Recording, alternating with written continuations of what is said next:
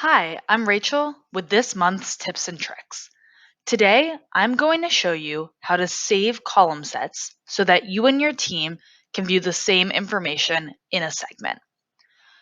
You'll notice at the top of your segment that you have different columns of information.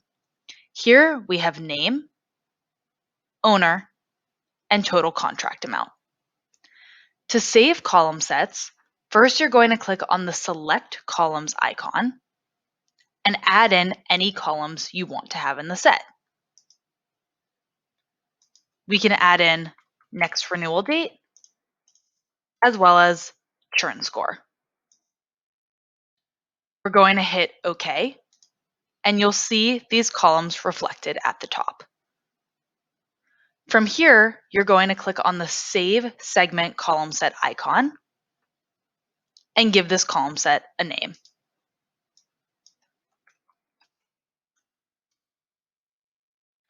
For your share settings, we're going to make sure that all users can see this column set, and we're going to save as new.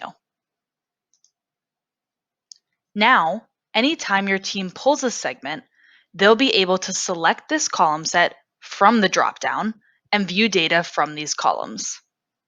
Thanks for tuning in. Keep an eye out for the next installment of Tips and Tricks.